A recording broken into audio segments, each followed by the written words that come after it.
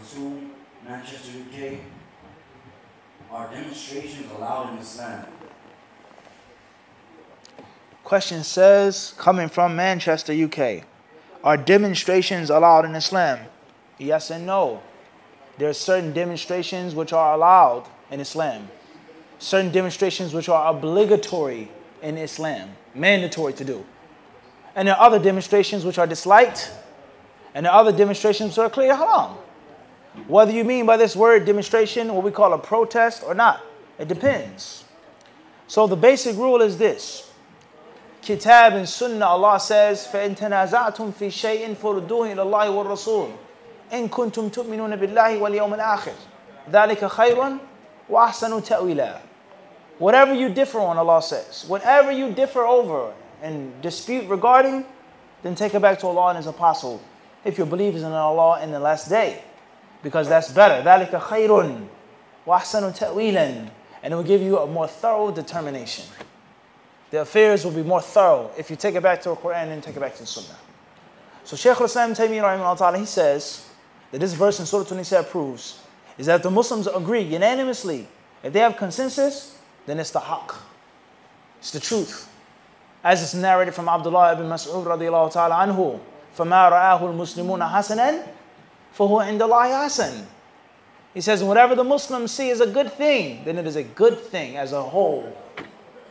And other narrations state, لا تجتمع أمتي على ضلالة. My nation will never unite upon falsehood. And there are other proofs and evidences for ijma'. The true ijma', when there actually is ijma', consensus. So this proves that if the Muslims agree, then it's the truth. But if they don't agree, if they disagree, then you take it back to Quran and Sunnah, and they take it back to the principles that are extracted and derived from Quran and Sunnah. So therefore, demonstrations. What do the Quran and Sunnah tell us about demonstrations or about protests? Do we have an ayah or hadith that is sarihud dilala, right to the point, supporting or against demonstrations? If we do, then there's no opinion. Demonstrations are either obligatory, recommended, or they're haram. Khalas, we're here, we obey. And if we don't have those verses and those hadiths, then it's going to be open for investigation. It's going to be open for reasoning. It's going to be open for looking into the kitab and the sunnah and the generalities and the principles. One may say demonstrations are means of destruction of property. Clear, destruction of property is unlawful in Islam. One may say demonstrations or protests is a means of enjoining the good and forbidding the evil. That's obviously from Quran and Sunnah. One may say demonstrations are means of men and women free mixing and women being molested and groped and raped. When they demonstrate and protest in the street, then that's going to be haram. One may say demonstrations are a means of people not monopolizing leadership and people not monopolizing power in the name of Islam. Obey the Muslim ruler, listen to the Muslim ruler because it's in their favor. But when it comes to justice, when it comes to treating people equally when you're supposed to treat them equally, and treat them justly when you're supposed to treat them justly, loving the Muslims, hating the kuffar, and all those other things, you don't hear anything about them. Then that's clearly a game. So it's going to be based off of how you look into it. You find the strangest things, Yani, as we said this before and we'll say again, is that if something is hardcore proven from Quran and Sunnah, then it doesn't matter about the East and the West. But if something is based off of ijtihad, a scholar tries his best to figure out what's correct, and he's basing it off of his land, his country, the social, the cultural, the climate, the norm where he is, then it isn't a requirement for Muslims who live in other locations. So you find a brother in America, the United States, alhamdulillah, may Allah reward him for having the courage and the manhood to walk up to you face to face and give you advice. What a lad hamd. To walk up to you. Courage and manhood. I'm not here to introduce myself to you, Abu Saeed. This is me, such and such. Listen, I want to give you advice. I'm not saying I know more than you, but I'm giving you advice and I feel that you made a mistake. That's what the brother said. And he said, with regards to protesting and things like this, I think that you made a mistake. I said, Jazakallahu khairan. I don't agree with you.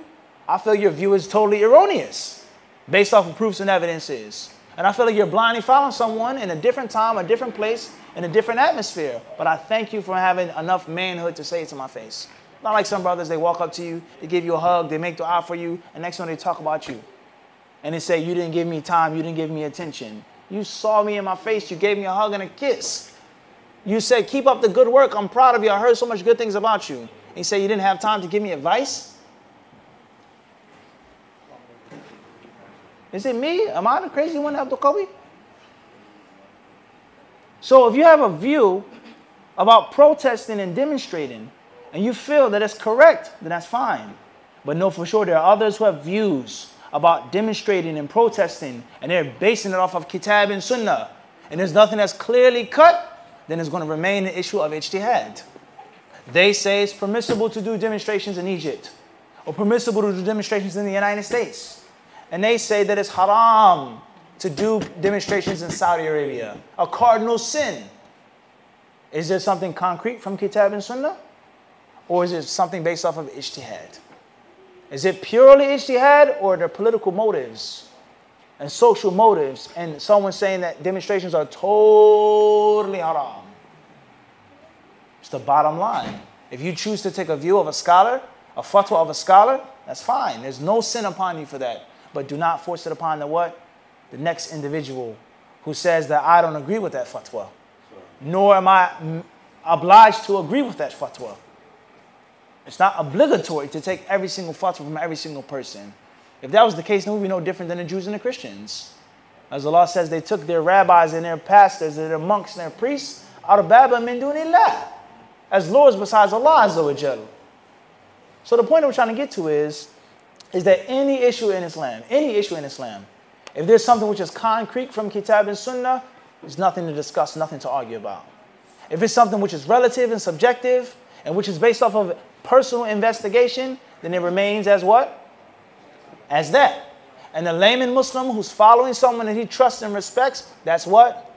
That's fine. The student of knowledge, the one who studies and reads and researches, he is to follow his what? His own view. Whether Zayd, Bakr, Amr, John, Tom, Dick, and Harry like it or what? Or not. That's Islam. It doesn't get purer than that. Huh? So that's my view on demonstrations and protests. Some of them are clearly haram. Some of them aren't haram. It depends on the time. It depends on the place. It depends on what are you demonstrating for? What are you protesting for? Who are you speaking to? And most importantly, the political atmosphere. The political what? Atmosphere. The United States. A protest in the United States is not like a protest overseas. It's different politics, different political system, different culture, different society. Everybody understand this? And Allah subhanahu wa ta'ala surely knows best. Last but not least, the ultimate stupidity of many people, they say that you can't have protests and demonstrations. And they say the proof is that you're rebelling against the ruler. What Muslim ruler is there in the United States of America?